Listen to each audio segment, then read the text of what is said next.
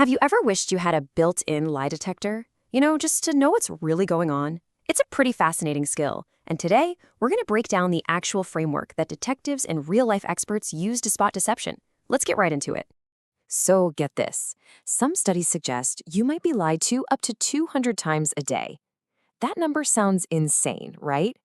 From those little white lies like, oh, I love your new haircut, to major deceptions. It's just a constant part of how we all interact. And honestly, most of it just flies completely under our radar. Now, this isn't about becoming cynical or suspicious of everyone. No way. Think of it more like a superpower for better understanding.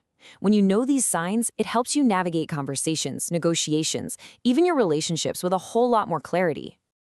To make this super easy, we're going to structure this whole explainer around a simple three-part framework. First, we're going to look for clues in the story itself. The actual words. Second, we'll look for clues in their behavior. And third, we're going to give you a detective's toolkit of questions and techniques you can actually use. Okay, so let's start with what people are actually saying. The words they choose, how they build their sentences, and the details they decide to include, or more importantly, leave out, can be incredibly telling. So here's a key idea. It's called psychological distancing. Liars, a lot of the time, will avoid using the word I. They use this passive language, saying, the cup is broken, instead of owning it and saying, I broke the cup. It's a subtle but really powerful way to mentally remove themselves from the action and from the blame. Another thing to listen for is a sudden shift into negativity. Someone who's being dishonest might start blaming everything and everyone around them. The stupid traffic jam made me late, instead of a simple, hey, sorry I'm late. Psychologically, that negativity can actually be their subconscious guilt bubbling up and spilling out. This slide right here, it's the perfect example of a classic mistake liars make. An honest person tells a routine story simply because, well, our brains don't record every boring detail. But a liar, they tend to overcompensate. They think jamming their story full of these tiny, pointless details like a sky blue truck or we talked for exactly 5 minutes makes it sound more real. But in reality, it just sounds rehearsed and totally unnatural. And you've got to listen for what I call wishy-washy words. Phrases like, I think, probably, maybe, I guess. These words create an escape route. Instead of making a firm statement, they give a weak one, so it's harder to catch them in a lie later. It's a big sign they're not fully committed to their own story. Okay, let's move on to our second part. We've talked about what is said. Now let's zoom in on how it's said. This is all about the nonverbal stuff, the body language, the tone, all of it. Now, this is probably the most crucial technique in this whole section. It's called establishing a baseline, and it's straight out of the FBI playbook. Before you can spot something weird, you have to know what's normal for that person. How do they usually sit when they're just chilling? What's their typical tone of voice? Once you have that baseline in your head, any change, any deviation from that becomes a potential red flag. And that brings us to a really powerful tool, the 5-second rule. This is all about timing. That moment right after you ask a direct question is absolutely critical. In those first 5 seconds, the brain is scrambling, working overtime to cook up a lie. And in that window, the body often reacts truthfully before the mind can catch up and take control. It's your golden opportunity to see their real, unguarded reaction. So what are you looking for in that 5-second window? You're looking for a cluster of tells. A single sign, like someone touching their face, means absolutely nothing on its own. They could just have an itch, right? But what if they touch their face, break eye contact, and their voice suddenly gets a little higher pitched, all at once? That cluster, that's a strong signal that something's up. You're looking for 2 or more signs happening together. And of course, the eyes. You knew this was coming. It's a classic for a reason. The stress and nervousness that come with lying can actually cause a person's pupils to dilate. It's part of our fight or flight response.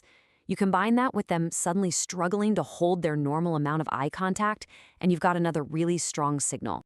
All right, on to our final section. So far, we've covered how to just passively observe stories and behaviors. Now, we're going to get proactive. We're going to arm you with a toolkit of techniques you can use to actively get closer to the truth. It all starts with asking better questions. A simple yes or no question? That's way too easy to lie to. Instead, you use what's called the magic question. It assumes the thing happened and asks for specifics. Asking, what made you stay out so late, forces them to invent a whole complex story on the spot, and that is where liars usually trip up. The double check trap is just genius for testing if a story is consistent. First, you ask a really broad question. Then, you wait a few minutes, let the conversation move on, and then you circle back and ask for one tiny specific detail. A truthful person just recalls the memory easily. A liar has to recall their fake story, and they often forget the little details they just made up. That's when you catch the contradictions. Here's another advanced move for you. As someone is right in the middle of telling you their story, you interrupt them.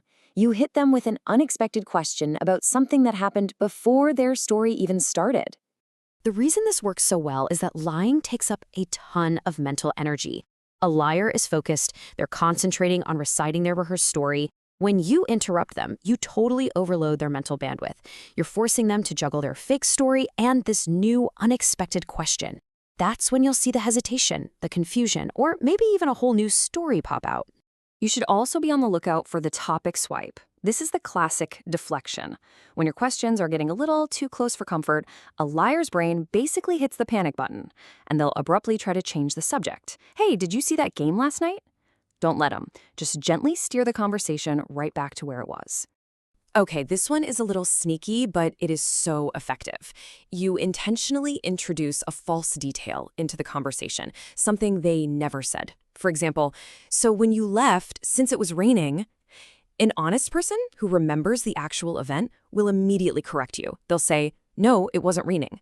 But a liar, they're often so focused on just keeping their story together that they'll just agree with your fake detail to avoid any kind of conflict. It's a dead giveaway. So we have covered a lot of ground here, right? From verbal slips to behavioral tells. Let's just do one final quick recap of the core framework. Just remember the 3 pillars. First, analyze their story. Look for that distancing language, the negativity, and way too much detail. Second, observe their behavior. Establish that baseline, then watch for changes, especially in those first 5 seconds. And finally, use your detective toolkit. Put their story to the test with smart questions and clever traps. And this really brings us to our final thought. This knowledge, it's a powerful lens to see the world through, but it also comes with a pretty big responsibility. Now that you have the tools to spot a lie, how, and maybe more importantly, when should you call one out? That's definitely something to think about. Thanks for joining this explainer.